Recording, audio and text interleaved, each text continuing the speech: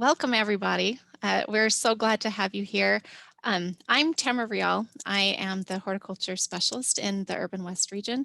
I'm actually going to be turning the time over to Kathy Bilensky, who's our horticulture instructor. Go ahead.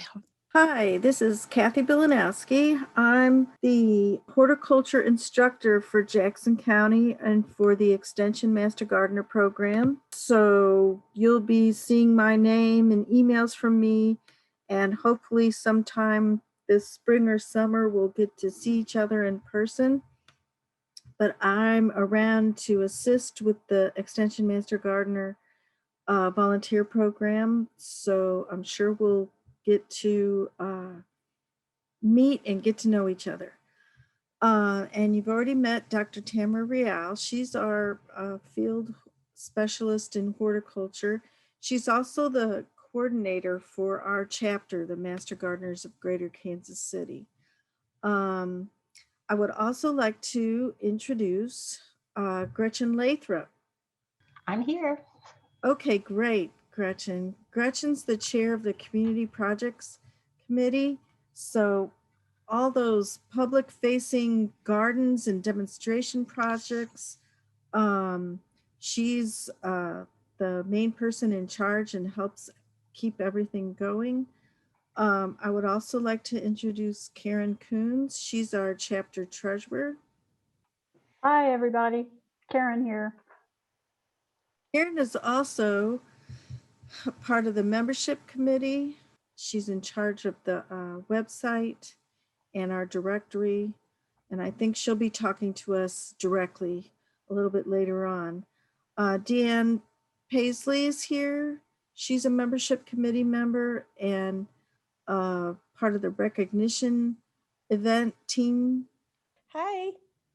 Pam Cawthon is here, I believe. She's our hours review team leader and also an important part of the membership committee, and she's the hours database coordinator.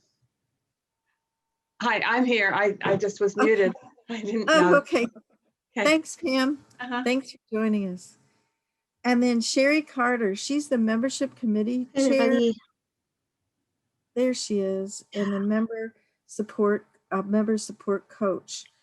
And do we have other EMGs in attendance? Yes, I saw, I believe, Patricia. I think you have your video off. We see you. Thanks for joining us. Okay. All right, maybe we should move on.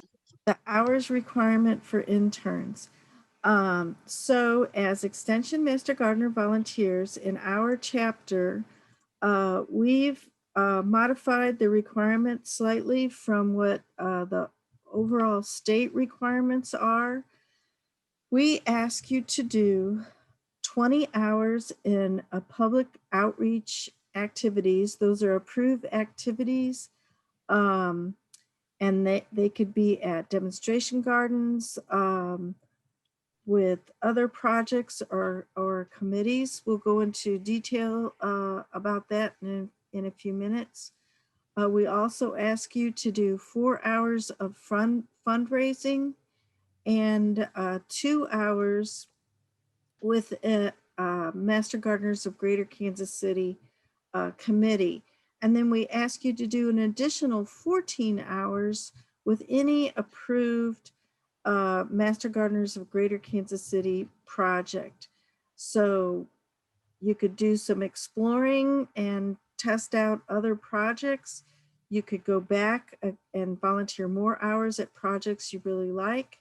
So, but those are the breakdown of the hours, and it needs to add up to a minimum of 40 hours a year in order to certify and in your first year after you graduate. Now you are considered an intern now. So that means you've graduated from the Extension Master Gardener training, but you haven't fulfilled your initial hours yet. So in that first year, there are no requirements for continuing education. You're encouraged to attend those that interest you, but they're not required until your second year. when we talk about approved projects, notice that these are approved projects, and that's something that a common question that comes up about, am I able to just volunteer anywhere, or what are these approved projects? We do have approved projects, and like I said, we'll be explaining those in a little bit, but these are specific projects that will get hours in for our chapter here. Okay, so you'll also notice here we talked about public outreach approved projects, and let me just, I want to explain exactly what we mean when we talk about public outreach. So first, in order to do that, I need to tell you a little bit about Mizzou and make sure that you understand the connection between Extension Master Gardeners and University of Missouri Extension. So this is the University of Missouri. This program is a program put on by the University of Missouri. Missouri is a land-grant institution, and part of being a land-grant institution is that we are actually way high up with the USDA, and then it comes down to the state, and then it's the university. And it all goes back to the Morrill Act of 1862, which gave each state some land to do, to educate all citizens in agriculture, home economics, and mechanical arts, and some other practical professions. And then we had the Smith-Lever Act that established cooperative agriculture extension service. All of that together means that we are a public institution that is here to serve the people of Missouri. And I love this. This was a tweet from a couple years ago, but I love this part right here. We are not just the University of Missouri, we are the University for Missouri. And this is really important for us to have the right mindset when we start talking about public outreach. We are in every county of the state, and we really are here to serve the people in our local areas. So just some basic statewide impact, Extension Master Gardeners. I'm putting 2019 data up here because 2020, well, you know.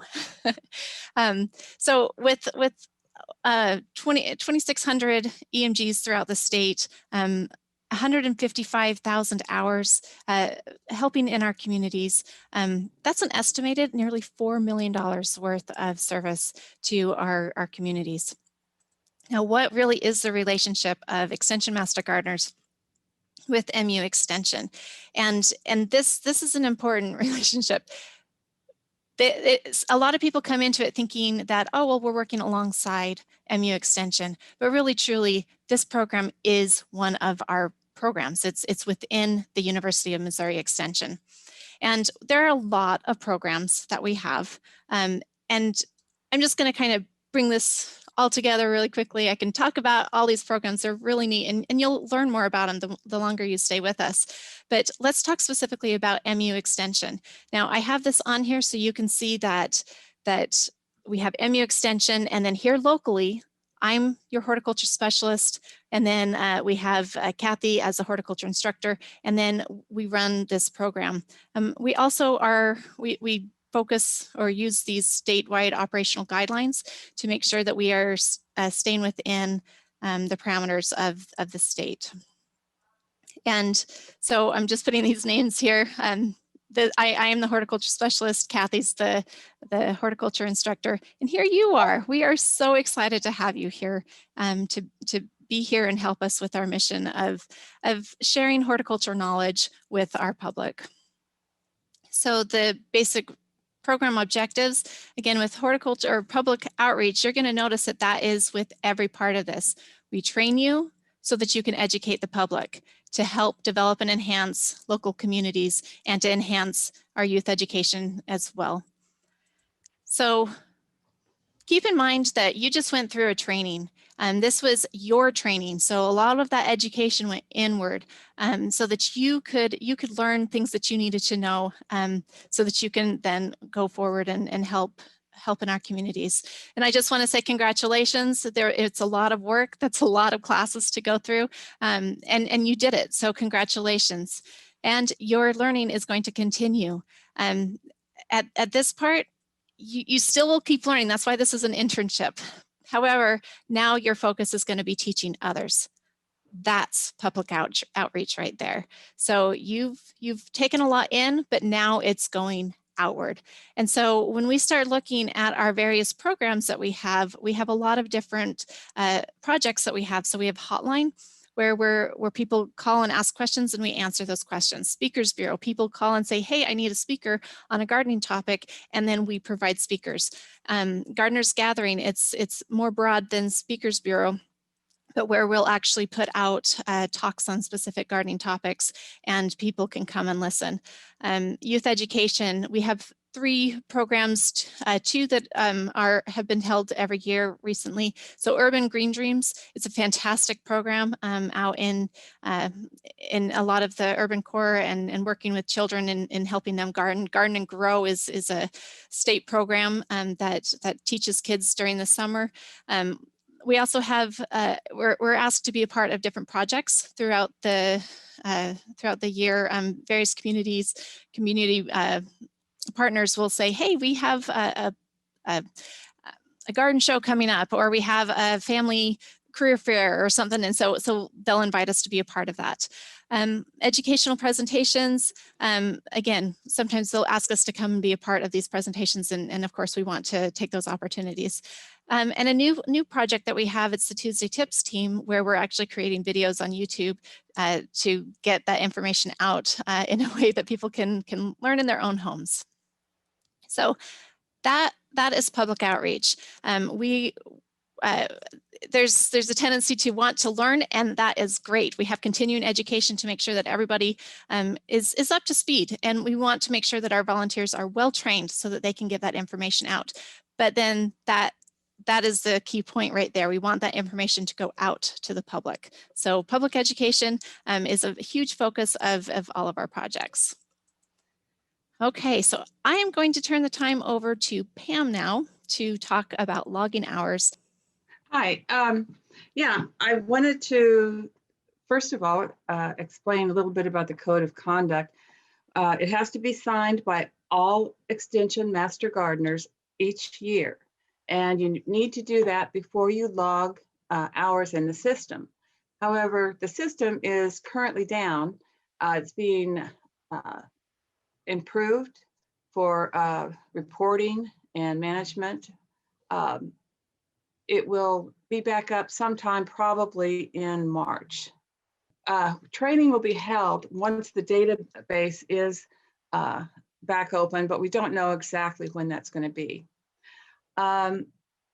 We do expect the information that's to be logged is going to be about the same. Anyway, back to the Code of Conduct. You should sign it by clicking the button before you're allowed to enter any hours. If you'd like to get a copy of the Code of Conduct so you can read it in advance, just let me know after the meeting and I'll send you a copy. Just email me at pam.cawthon, CAWTHON, @gmail.com. But if you have any questions about it, please reach out to Tamara or Kathy after the meeting. As I mentioned, we expect the information that we need to put in the new database is going to be pretty similar to what we did before. So be sure to keep track of your hours. And we have a couple of different ways you can do that. We have an Excel version. If you have a computer and Excel at home, you could use that. Or there's also a manual version that you can print off and just write down your hours and then transfer them later. You can, of course, do it on a tablet or anything that you have.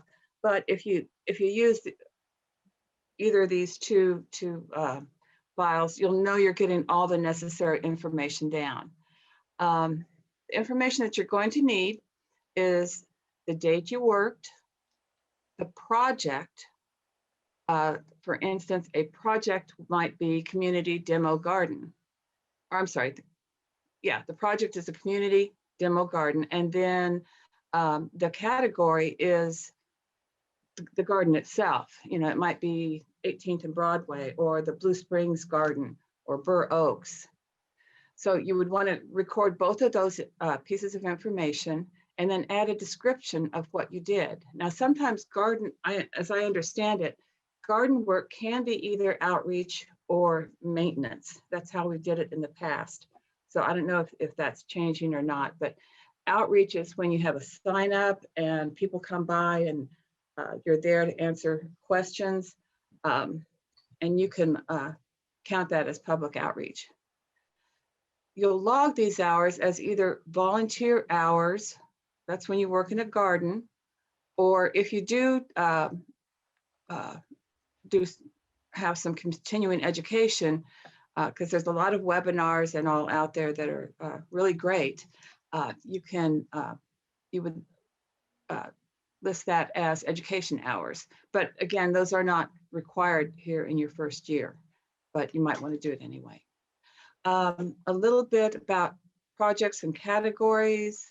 I think I already said that if you work in a garden, your category is community garden, and a subset of that is the category, and that'd be the name of the garden.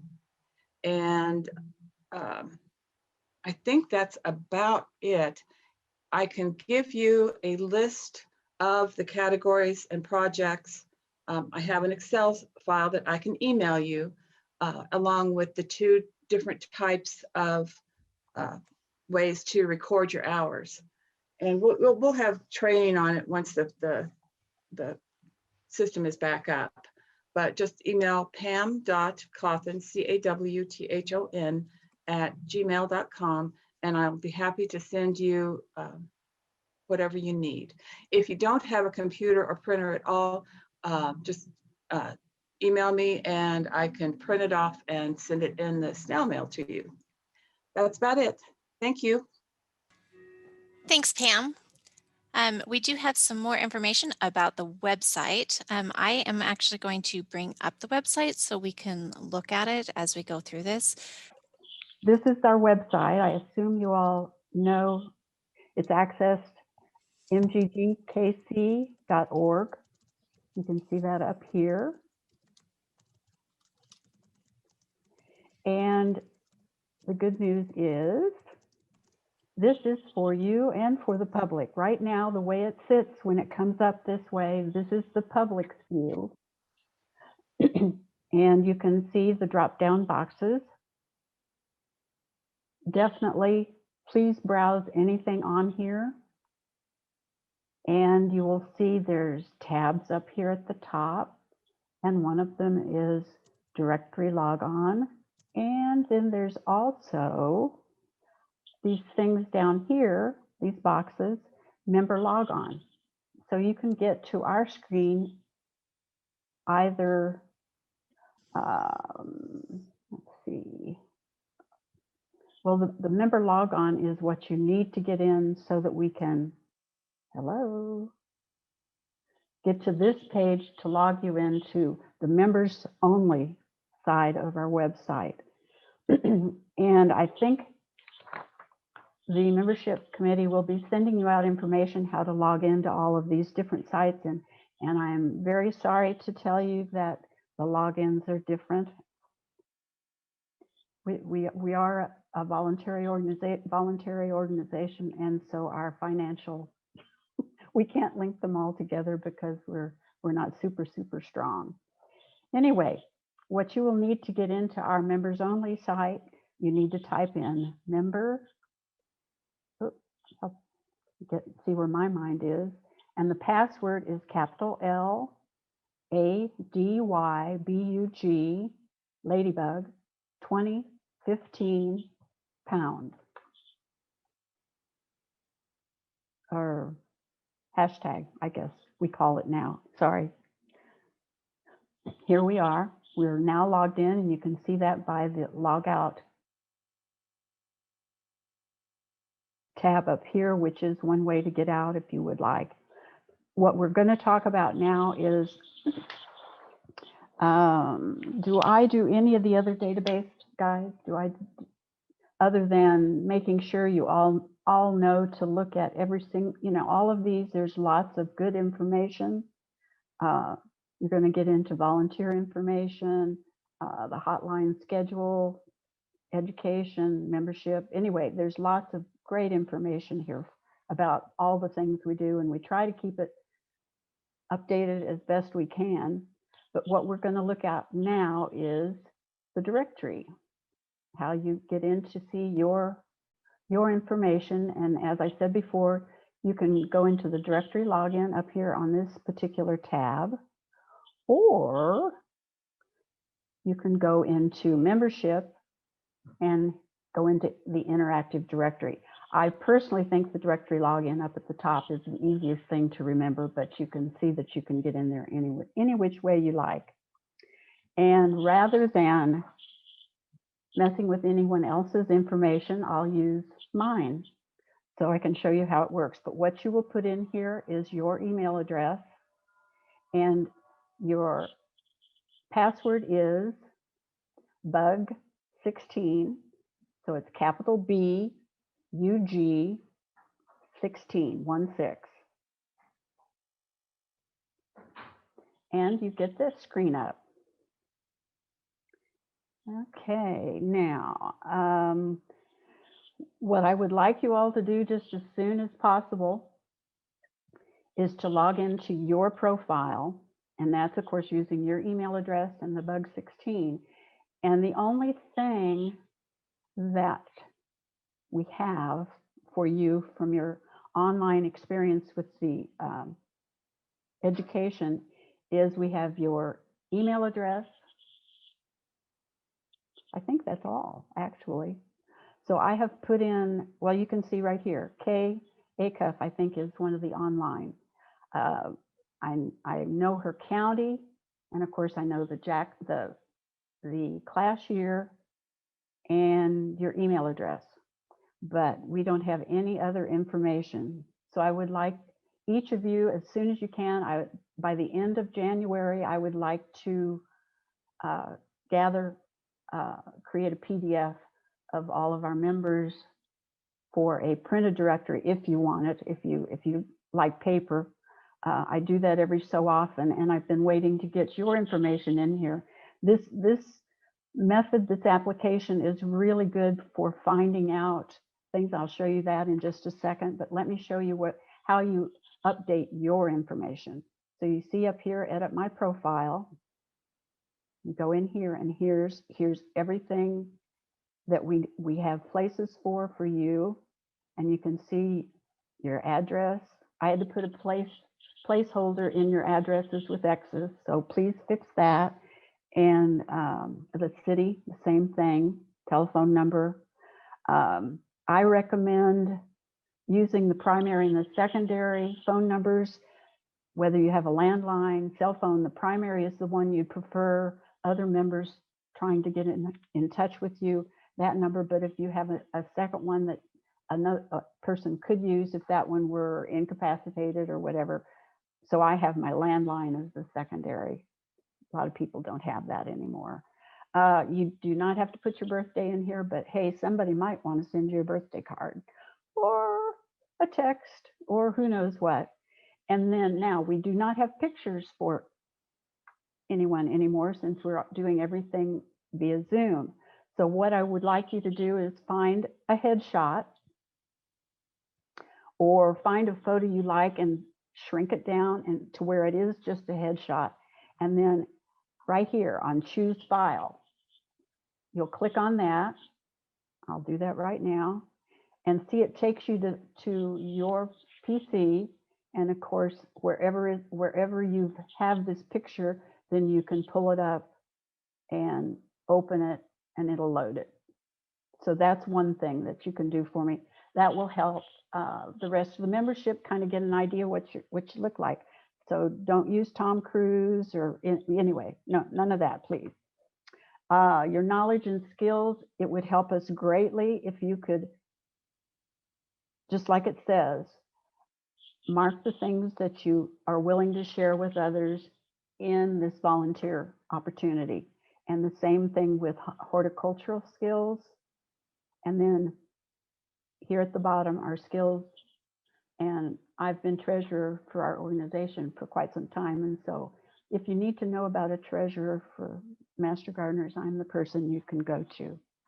Let's see, what else am I supposed to? Oh, I was going to show you something that's handy to do with this information. Go back to home and see this search by keyword. This is kind of handy because you can put like, well, we'll just use my name. Well, let's put Karen in. Let's see how many Karens are in the organization.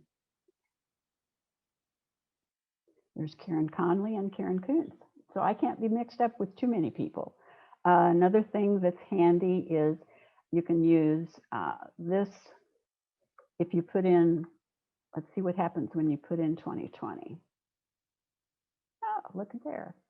See all these class years, people? Here's the online and Zoom, local Zoom people in your class. And you can also add filters. Please do not remove this one if you go in that direction, because otherwise you'll get everybody that's in the database active, inactive, and you really won't have valuable information. So anyway, my suggestion is to use without the filter, but use whichever you would like. Be sure and hit the submit button or all of your changes will, nothing will happen. Kathy, are you able to help me with this on talking about approved projects? Approved projects, all that means is that we have a set of established projects, whether they're demonstration gardens, historic gardens, community gardens, committees, children's program committee, for example. They're established projects that have gone through an approval process, an application and discussion with the advisory board. And those then are the projects that we support with your volunteer service through the months and years. And we have quite a few projects, and we just really feel like we want to, devote our time and energy to those projects. I'll just throw in there before I turn it over back to Tamara that you are able to spend 3 hours per year providing some kind of gardening or horticultural support to a friend, a neighbor, a local school, your church, community organization. But again, we really need you to support our existing approved projects.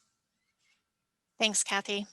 Okay, so next we are going to be talking about how to find out information about standing committees and how do you join a committee. And this is going to be covered by Gretchen. Thanks, Gretchen. Okay, hi. My name is Gretchen Lathrop. I am the current Community Projects Chair. Normally, whenever we talk about the committees and the children's programs, our board president would be doing the talking, but Patty Hickman couldn't make it today. And since I'm a past president, I get the honor of doing that as well. The work of our organization is pretty much managed by our standing committees, and we have 12 of those. And so what I'm going to do is I'm going to just give you kind of a high-level summary of what each committee is to see if it might spark your interest in joining that committee. The first one is the Children's Program Committee, and this has been one that Tamara has been talking about. It has the Garden and Grow project in it, the Eating from the Garden, and the Urban Green Dreams. And I will be talking about those in more detail in just a little bit. This is just the high-level recap. Then the next one is the one that I'm most involved in right now, and that is the Community Gardens Projects Committee. All right, on the Community Gardens Committees, if you'll scroll down just a little bit, Tamara. Okay, we've got two types of gardens as part of this committee. One of them is the demonstration garden, and the other one is the partnership. Demonstration gardens are one that we have really almost complete control over. We plan them, plant, tend, and harvest them. And so this is really hands-on, doing a lot with the vegetable gardens. The partnership gardens are where we are working with an organization, and we're pretty much trying to do what they need for that particular area. And we have 8 partnership gardens throughout the area. For both demonstration and partnership gardens, I have another handout that you're going to get that will explain it in a lot more detail. So this is, again, is just the high level recap of what it is. Go on down. The next committee is the Garden Tour Committee. Garden Tour is both a public outreach activity as well as a fundraising activity. We do it biannually. This year we are doing it. It's going to be in the Blue Springs area on June 11th and 12th. There is a committee that actually facilitates this, but in the actual garden tour, we'll use probably almost 100 Master Gardener volunteers to help with that tour. So, and this is definitely a fundraising one, so one that you should be looking at very strongly. The next committee is the Gardeners Gathering Committee. We haven't had a Gardeners Gathering this past year. The COVID has really impacted that. What this amounts to is we bring in local horticultural speakers from the area, and we host a 2-hour presentation. We've been doing it down at the Kaufman Center 5 times a year. And this has been a tremendous public outreach. A lot of Master Gardeners go to it and a lot of the public goes to it. But again, we haven't done it because of the virus. We are going to try to do it 2 times this coming year. And the committee facilitates this entire Gardeners Gathering. Hotline Committee, I think you all understand what that is. That is the committee. They provide answers to gardening questions that they receive via email or phone or walk-in. And you'll be getting additional training to do this. Moving down, we got 12 of them here. A nice committee, the Mingle Committee. We don't really have membership meetings, but we have Mingle meetings. These are held quarterly. They've been held at the Harvesters facility. And it's a great time for Master Gardeners to get together and chat with each other. And then usually there's a presentation that is done, and that would count for an hour of continuing education. So the committee here facilitates that gathering. The membership committee, you've been interfacing a lot with Sherry. The membership committee does the internal communications. They do all the work to try to integrate new members into the organization. And everything that they try to do is to provide assistance to the existing members. Our plant sale committee, we didn't do this last year, again, because of the virus. This is our major fundraising activity because this used to be always held annually. And we are going to do kind of a mini plant sale tied in with the garden tour because it is our fundraiser. The plants that we sell, we have a big dig and divide effort. All of us have tons of plants in our own yards that need to be divided. So in the spring, we do a lot of dig and dividing. We sell these perennials. And then in the past, we've actually worked in greenhouses or in our own homes to raise plants from scratch, and we sell those as well. So again, this year we're going to do it with the garden tour. Should be interesting. The Public Relations Committee, for this one right here, this is really dealing with external communications. They're going to coordinate any volunteer participation in special events. They also provide the advertising and a lot of the marketing materials that we need. Speakers Bureau, we've been talking about that, the Speakers Bureau Committee. This is where volunteers research and develop 30 to 45-minute presentations. And then these are offered to the public. A lot of them go to garden clubs, plant societies, special events, that kind of thing. All right, we're almost through. Come on down for the next committees. Then the last 2 committees we have a spring seminar committee. And again, we didn't do this last year, and we're not going to be doing it this year, but this was fantastic. This committee would facilitate an all-day event with multiple classes being offered. It usually ended up being a humongous Master Gardener reunion because over 200 people would attend this. A lot of Master Gardeners and the public. Great event. Can't wait until we can do this again. And then the last one is the website committee, which is what Karen was just talking about. This committee manages and maintains our website for both the internal and external communication. So if you need committee information, there is a website out there. Under organizations, if you tap the advisory board and extension leadership, you're going to see all of the committee chairs. They're listed, and those would be the folks that you would contact. So the next one, next screen. Okay. Children's programs. Okay.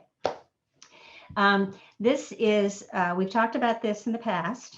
This, the youth education is just fantastic. Special events, we do participate in some of the special fairs or special educational events that are held at some of the gardens. And there's always a garden activity that we do with the children to get them involved. The Garden and Grow program, this I think is one of the most fantastic programs that we offer. It is a 10-week course that meets twice a week during the summer. We actually provide horticultural information to the children, and they get their own gardens to actually grow vegetables. It is a tremendous opportunity to teach children. Right now we have, we do this in the Gladstone area. This is one I would hope that we would do in more areas because it is just a fantastic program. The other one, the other youth education is Eating from the Garden. And this is working with the MU Extension nutrition specialists in providing nutrition and garden information to school-age children. Moving down a little bit more. Okay, Urban Green Dreams. This is located in the urban area. It is a garden project that is working with youth. Sorry.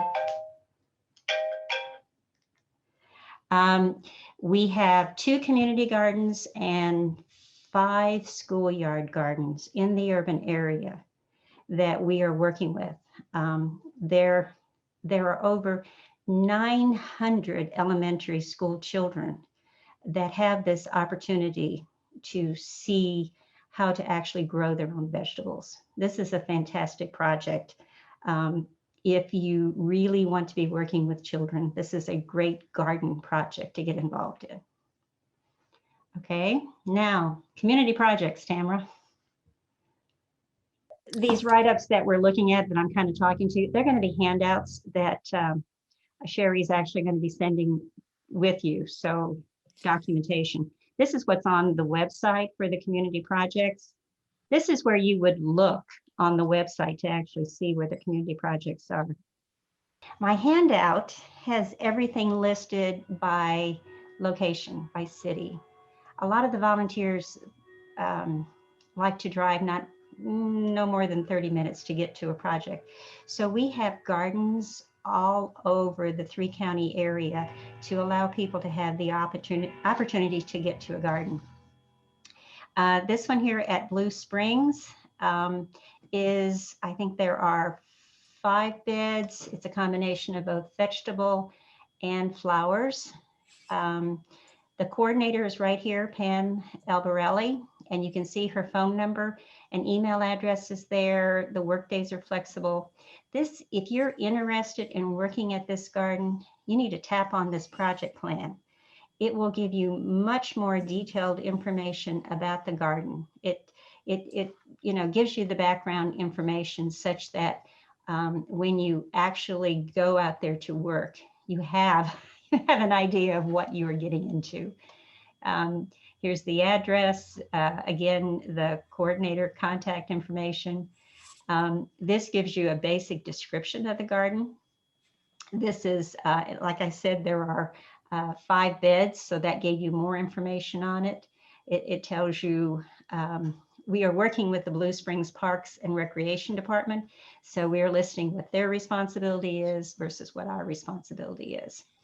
And this is how we plan on doing public outreach. You do public outreach at the gardens as well. There's maintenance, but also how we intend to advise the public of horticultural information. So this lists the different that we want to do. It's got funding and other information for it, but this gives you good background. And oops, pictures. So you see what the garden looks like. This is actually a plot map, so it tells you where it's at. Again, more pictures. Definitely look at your project plan before you go out to a garden if you decide that's what you want to do. Okay, if you go back to the next one, let's see. Sylvia Bailey, similar deal. This is the one that's out in Lee Summit. It's also a demo garden. I think she has 2 10-by-10 plots, and she plants vegetables. That is her main occupation. Again, here's your work days. And if you're interested in doing this out in Lee Summit, there's the project plan for it. The next one is over in Platte County. These are all demo gardens. So that means we are planting, planting, tending, and harvesting. And when we harvest, we give it to the local food pantries. In Platte County, this is Joan Sturm's garden. She's the coordinator out there. They have got two beds, but they also tend to berry bushes, fruit trees, flowers in containers, a wide assortment of things. Joan's a fun one to go to. They determine a different theme each year. So what they plant is based upon their theme. Jim Cook is the one at Kansas City Community Gardens. He has a large garden there that that his crew plant. The Kansas City Community Gardens, there are a lot of plots out there. And the one thing here is Jim and his crew really work a lot with all the other gardeners. This is a very safe area. The garden is surrounded by a high fence, and Jim is very passionate about his garden. His work days are Tuesday and Friday mornings. Again, more information, look at the project plan. We work at Harvesters, another demo garden. And wow, this has got both raised beds, in-ground beds, and a lot of crazy containers. They work with harvesters as far as planning and what they plant in the garden. And in fact, Karen was just talking to me. They're putting in an irrigation system. And I'm thinking, wow, I want to see that. I can't imagine how that's going to take care of everything. But they do raise a lot of vegetables and fruits there, and all of that goes to harvesters.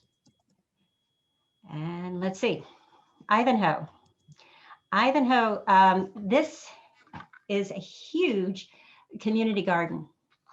When we first started with Ivanhoe, and this is almost wrapping up, when we first started with it, we were very actively involved in actually planning and planting the different gardens. But the community has really gotten involved into it, and we've actually stepped into more of an advisory role on it. We've also ended up planting an orchard there. This is a very successful garden that is almost wrapping up. Swope Park, if you've ever been out to the community center, this is another demo garden. This is flowers. Everything we've been talking about beforehand has been pretty much fruit. There is, I think, 6,000 square foot flowers. They are trying to move it more into natives, less into annuals. It's a huge garden. And if you're into the native plants and want to learn more about this and really get involved, this would be a garden for you. So these are our demo gardens where we have a lot more control. And then we get into the partnership gardens. The first one, this is more, Kathy Bilanowski is really over this garden more than anything. It's at 18th and Broadway. A lot of raised beds. I think we actually plant 20 raised beds down there. And again, we do flowers as well as vegetables, and it's donated to harvesters here. Plus, there are so many other gardeners there that we work with to provide information. The Gamber Community Center is still listed here. We have just wrapped this one up. This is a garden that we have worked with for 10 years with the Lee Summit Parks and Rec, and Lee Summit Parks and Rec has just decided to take it back over. So this is one we're going to need to pull. Another partnership garden is the Truman Garden. This is the one I work at. We're basically maintaining the existing plants there. I love it, but we have to work according to President Truman's 1960 landscaping instructions, which means no powered tools, no electric tools, no herbicides, no insecticides, no mulch. If you go there and it looks awful, just realize we had to leave it look that way. Okay, another one that we work at in the Gladstone area, or more in the Liberty area, is the Martha Lafitte Thompson Nature Sanctuary. If you are into native plants and you're into butterflies, we are helping to maintain Bird Island, which is a lot of native plants, and a butterfly garden. Project Living Proof is down by the plaza, and it is a garden where we are trying to show that you can grow vegetables and fruit trees in an urban setting, doing it organically and with minimal water. So this is a green project. Move down. Okay. Now we're getting into some heritage gardens. We work at the Atkins Johnson Farm in Gladstone. This is a heritage garden. I think it's a 60 by 60 foot garden. Primarily it's vegetables, but everything we grow has to be a vegetable that would be found in the 1800s. It's a beautiful garden. I live north of the river, so this is one that I like to work with as well. Frank is very knowledgeable. Again, if you would want to go there, this is read the project plan. The John Wernell House garden. This is again a heritage garden. They care for a native plant garden, an herb garden, kitchen garden, and also perimeter plantings. They've done a complete renovation. And I was just looking at the volunteer hours for this past year, and they almost quadrupled the number of hours they normally spend here because the Master Gardeners helped a great deal with the renovation of the landscaping this year. Watkins Woolen Mill, up near Lawson, Missouri, is a state park, and it surrounds the Watkins Woolen Mill and the house. The kitchen garden is a 1/4 acre kitchen garden, huge. It's got in-ground beds, raised beds, herb plantings, fruit trees, and everything planted there has to be something that was mentioned in the letters that were written by the Watkins family back in the 1860s. And everything they do has to be done with the same garden practices that you would do back in the 1800s. So it's manure, and they have a lot of trouble with deer. The big thing this year is they're getting a new fence, and it'll have to be an heritage kind of fence surrounding the garden to try to keep some of the critters out. And let's see, the last one is the Burr Oaks. If you're into native plants, the Master Gardeners there help to maintain a very large native plant garden. That's it. That's for all of the demo gardens and the partnership gardens. Thank you so much, Gretchen. That is a lot. Go ahead. Well, all the information is out there on the website. If you go out to the volunteer opportunities, you can look at community projects. This is what will come up. If you look at children's program, you will get the other website that you had just a little while ago.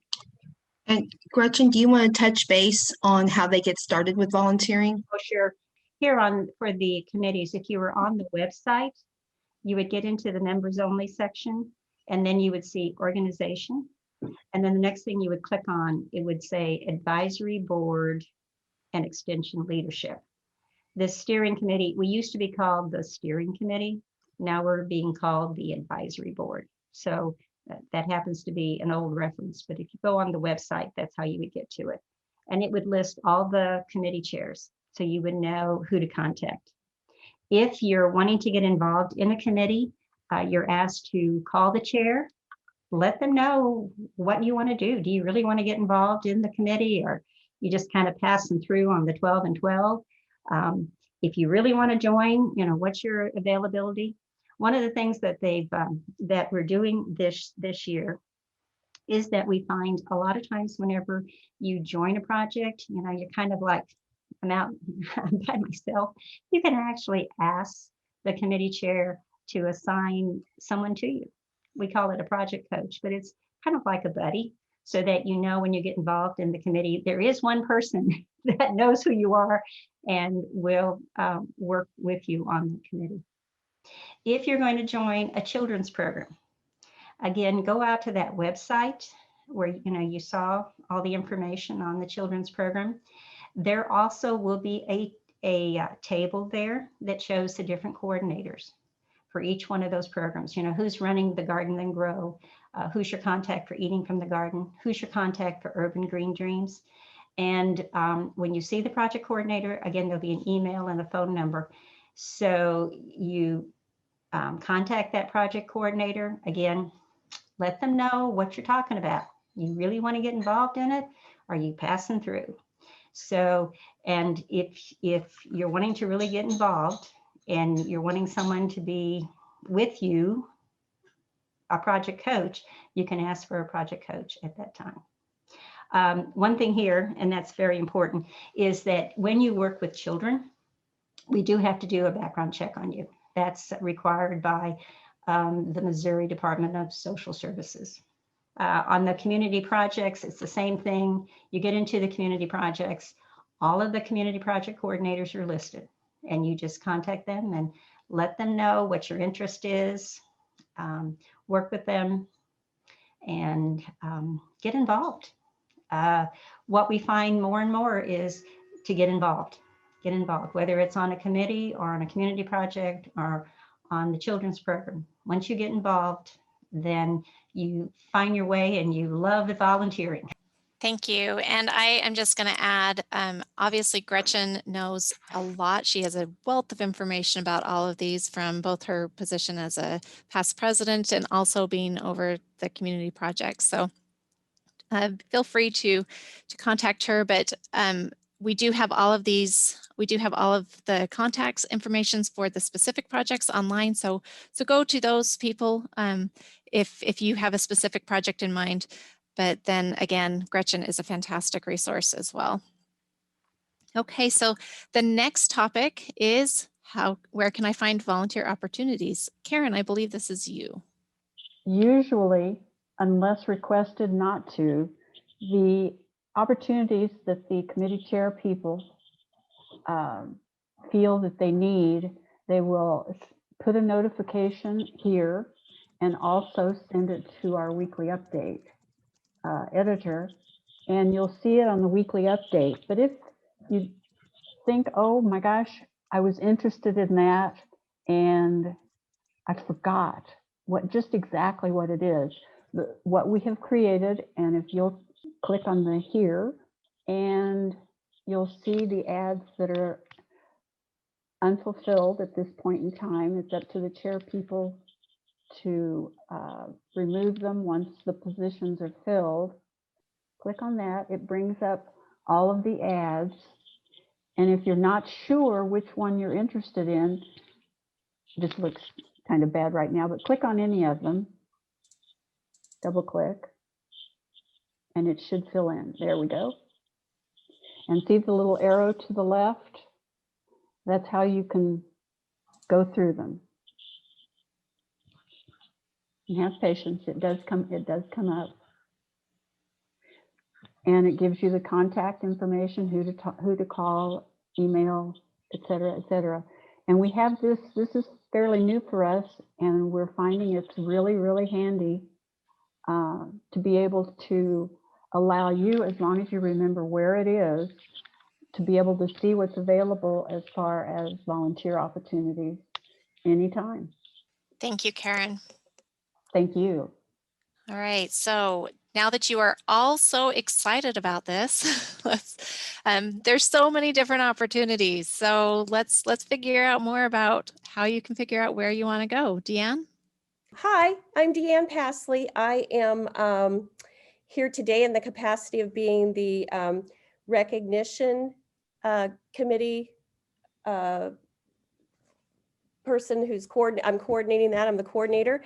And so first we're going to talk about 12 and 12, which you can get a recognition for at the end of the year, because basically what that's talking about is you pick 12. Why was 12 the magic number?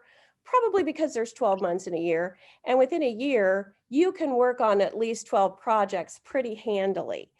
I personally became, I finished my class in May of 2019, and I had all my hours in by the end of August or beginning of September to become an actual real live master gardener. So during the summer, under normal circumstances, you should be able to get out there and get a lot of hours in. And the exciting thing about the 12 and 12 is that it aims to get you out there to see kind of what you'd like to do. It gives you an opportunity to try a lot of different gardens, a lot of different committees, a lot of different things, but it also gives you an opportunity to really meet the true mission of what we're here for, and that's to teach others. And so as many hours as I got that first year, I didn't get an opportunity to get in quite 12, but boy, I sure am going to work on that the next, as soon as we can get out to all the gardens. I want to comment on a couple of things with Karen, who you've seen a couple times today. First of all, Karen is amazing. She is, she's got her hands in a lot of pies because she's just so good at things.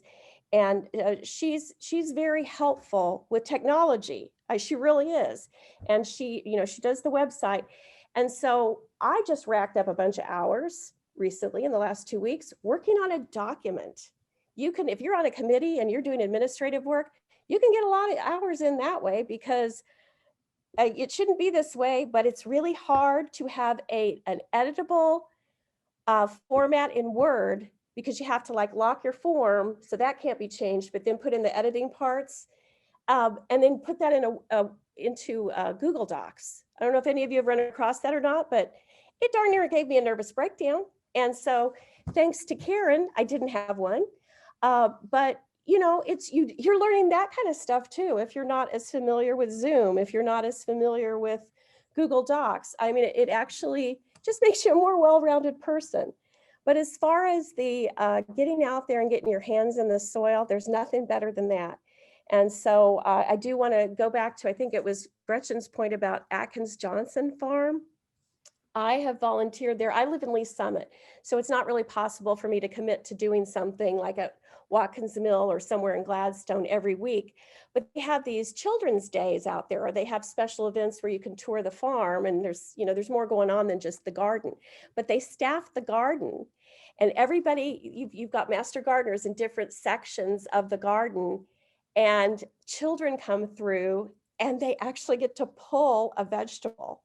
You should see the look on these kids' faces. It's the best. And so that's a kind of exciting thing that hopefully that'll get you going to want to go out and try all these different places. I got a lot of hours at Sylvia Bailey, which is in Lee Summit. That's a demonstration garden. But here's another thing. Our mission is to help people, to reach out, to educate. We signed up for that. And so sometimes you'll find people, cranky people, will say, well, what do I get out of this? What do I get out of this? Well, as if you're not getting enough by helping people and by helping children and adults learn to grow their own food, teach a man to fish concept. You also will meet a lot of people. I have a friend that, we're pretty good friends now, named Laura Vescovi. It was really weird. We kept on running into each other at these different things we'd volunteer for, like the plant sale and the garden tour in 2019. It was so weird. I had volunteered for 2 different gardens on 2 different days. And so had she. We ended up I did the morning shift, she did the afternoon shift. We didn't know each other then, but that was pretty fun. And I also ran into somebody completely unrelated to Master Gardeners that I had known in another life. And now we see each other, and we hadn't seen each other in like 8 years. So it's really, if you like meeting new people or even seeing old people that you hadn't seen in a while, that you just like, what are you doing here? What do you do? This is a great, great opportunity. So 12 and 12 kind of gives you, it's sort of like looking through a catalog, thumbing through a catalog, seeing what you want. You can help in a lot of different ways. But if you do 12 different things, then you get recognized for it. And that's a little bit extra incentive. So if you have any questions, send them to mkc.membership.org, right? No, at gmail.com, sorry. And then, I'll be happy to answer those for you. Oh, and I was going to show you how to get to some of this stuff since I shared my screen. Let's see, go to organization. You're already logged in as a member. You go to organization and membership. And there's your volunteer hours that we just went to. And then there's and so the 12 and 12 should be down here. Check out the 12 and 12 challenge. And it's there to encourage individuals to challenge themselves to volunteer at no fewer than 12 different approved MKKGC projects. It does go from January 1 to December 31st. So now we have less than 12 months, but I think we can get it done because most of your activity is going to be in the warm months anyway. And basically we're trying to, if you are a sports fan, you might know the phrase deep bench, which basically means we just want a lot of knowledgeable people on our team. And, if someone is not available to do something, then other people can step in and help out with that. So it's just a really great way to keep you motivated. You got to get track of your hours, and you'll have to do that manually until we get our system updated. But it's a great way to keep you motivated and give you a chance to just kind of stick your toe into a lot of different places. If you have questions, which I imagine you do, we've gone through a lot of information, and you can go back and look at the links that we've provided. You now have people that you can talk to if you have questions, but we also have another resource for you to get answers to your questions. All right, yes. Hi, everybody. If you have a lot of questions, which I know you will, and you will have people that will help you through them, but a great place to start is with our FAQs. And how you're going to find them is that you will go under membership, and then there will be a queue to FAQs, and then you'll come up to this page. And so Tamara, would you click on where it says FAQs? These are updated yearly, and in the membership committee, we keep track of what people are asking us.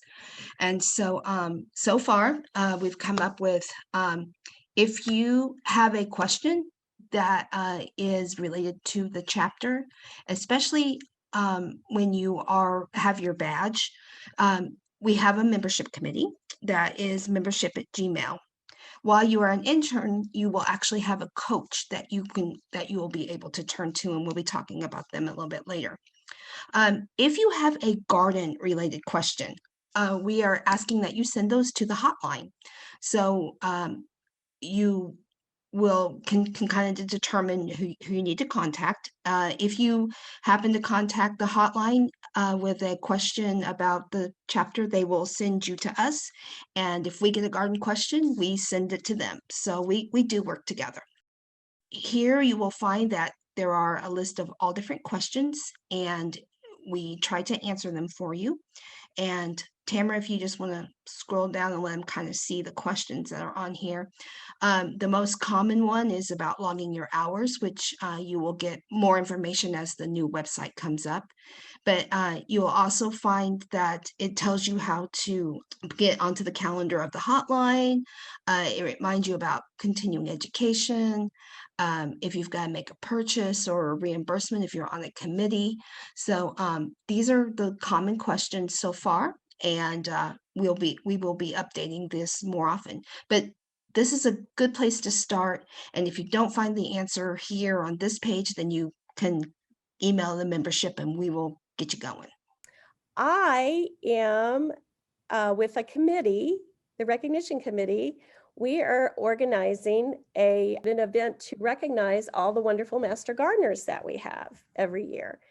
So here's what we do: a recognition of the year for the different categories for what we recognize are Master Gardener of the Year, Extension Master Gardener of the Year that will be voted on. People are nominating. In fact, if you looked at today's weekly update, if you're getting that already, you should see a call for nominations. And there's the form I was just talking about. You wouldn't think it would be that hard, but it was challenging. You click on the form. I mean, you have to download it, and then it's editable, and people can fill out the form and email it to the membership committee. So we've got that going. We've got that going for 2 weeks. There's going to be nominations. You might want to just watch and see what notifications we put in the weekly update. And yep, there's the form right there. And then there's also, I'm sorry, can you go back to all of the awards again? Because there's several awards. Most of them are determined by the advisory board. They would be, but one of these especially will apply to you in your first year, I guess, after you have become a Master Gardener, you've completed your first set of hours. It's Rookie of the Year. It's awarded to a graduate from the previous year with the most volunteer service hours. How about that? And Sherry, are you muted or are you still on? I'm still on. Okay, how many hours did someone have last year for the Rookie? Do you remember? I believe, well, we had 2 because they were so close. It was like 161 and 160. Isn't that awesome? And you guys think, oh my gosh, that sounds like a lot of hours. Trust me, you will get into it and it'll go like that. I mean, it's amazing to have that many hours, but you can get 100 hours like so easy. And you'll enjoy it and you'll be helping. You just have to get out there, put yourself out there. We also have something that you'll eventually be eligible for, not this year, but sooner than later, which is the NOVA Award, which is awarded to an EMG with less than 5 active years who has demonstrated outstanding service during the recognition year. And then something that you could be eligible for, I believe, as soon as you get your hours completed and become an actual Extension Master Gardener, if you work on a team, if you can be part of a team award, and you'll get a nice certificate. And it's really going to be a nice way to meet people. We really hope that you'll attend the recognition event, which is going to be on April 10th via Zoom, and everyone will get an invitation. But it's just a nice way to kind of recognize those who go above and beyond, which, like, you're lucky you've got 2 of those people, at least 2 of those people here with you today, Karen and Sherry, who are just masterful at helping everybody and working on everything and I've told both of them, I'm like, if it didn't look so hinky, coordinating the awards, I would nominate both of you for EMG Master Gardener of the Year. I think Karen has been one before, but I think it's been enough time elapsed. So keep that in mind, everybody. So anyway, it's going to be this is going to be my first year coordinating it. The first year our chapter's ever had to do it via Zoom. And, if you have any questions or you'd like to join our group in helping to plan for, I'm going to get a plug in, go to, MKKGC, where was that you just had the email address up, mkkgc.membership@gmail.com. and just put in the subject line that you'd like to volunteer. But with so many options, with the 12 and 12, and if you find what you want to get dedicated to, if you want to get dedicated to a garden or speakers bureau or the hotline, you're really doing a good thing just by being there. But there's some recognition too if you go above and beyond. So be on your way, little birdies, and go volunteer and work towards these awards. You all have received a lot of information this afternoon. And so the good news is that you have extension and a whole bunch of EMGs, fellow extension master gardeners who are going to be there to help you out. And so I'm just going to go over the types of support that we have right now and what you can expect. The first type of coach you will be having is someone who's called an intern coach, and they will be with you from now and until you earn your badge. And here in the next couple of, before the end of this month, you'll be receiving a email from your coach who will be introducing themselves and getting you caught up with some information that you need to know. And then once a month through your email, you'll be receiving what we call the intern connection. And this is a mailing that the coaches will be sending you, which will be giving you tips on logging your hours, helping you make connections with the EMGs in the field, giving you some guidance, and this person will be available for you to contact if you have any questions. One thing that's going to help the intern coaches get to know you is that we have an interest survey that we ask you to take, and it's on a Google form, and we ask you to fill that out and then send it back to us, and then your coaches will have that information. So when we hear of projects and things and activities that are going on, we can kind of give you all a heads up and based upon your interest. And so that link will be coming to you. If you have trouble with a Google form, I can also send it to you as a hard copy. So we work with you in getting that in. We ask that you would have that in by the end of the month, whenever or by a date that your coach will give you, whenever you get your information and from your first letter from your coach, and this will be included. So be looking for that. Gretchen already touched on the project coaches, and the project coaches are out in our field, and they are there to help you learn the ropes of those projects. And the good news is that this is available for all EMGs. So even after you have your badge, if you decide, hey, I want to learn something new, the same approach on steps on contacting the chairs or the coordinators, telling them your interest and what you're wanting to do, and to have a project coach, this goes for everyone. And you also, once you get your feet wet and you find your passion project, you can be a coach.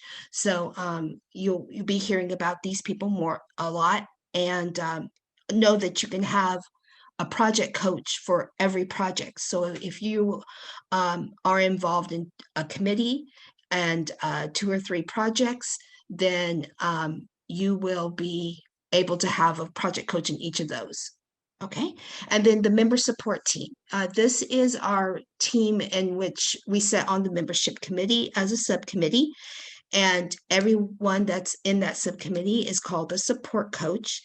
And we are here for everyone. So if you find out after you have your badge 4 or 5 years from now, you have any questions, you can email us and we help you find that question. And so that is the type of support that we have. If you are interested in being on the membership team and eventually being a coach and stuff, then that we welcome everyone. All right, Tamara. So again, this has been a lot of information. We understand that. And that's actually why we're recording it, so that we can make it available for you to go back and look at it again. And of course, you have lots of people that you can talk to as well. So you can see on the slide right now that I've put my information on here, and I put my email on there so you can reach out that way. I'm also on social media, so if that's easier for you to get a hold of me, you can on Facebook, Twitter, Instagram. I'm MU Extension Bug and Garden. Also, Kathy, our horticulture instructor, you can see that her email address is there. I would recommend that you contact her if you do need to email me. Usually carbon copy her as well, so that we make sure that your email gets seen. Feel free to reach out to membership. They are very helpful. Their whole goal is to make sure that our membership are taken care of. I also put the website here. We do have a Facebook page, so there's outward facing, and there's also an inward, so that we can make sure that we're giving the public the information they need. And I also put down the MKKGC hotline. So in case you need to, if you have gardening questions, you can ask them too. So just because you've been through the program and you went through some training, we know that you're probably not an expert yet. That's what this internship is available for. You will learn a lot just going through the internship, but you're also going to make a lot of connections. One of the things that I learned when I went through school and got a graduate degree was that now, instead of knowing everything, I know where to go to ask my questions and to learn more. So I hope that you're finding that as you're going through the Extension Master Gardener program, that it's not just about knowing everything. It helps when you learn, but also knowing where to go to get good information.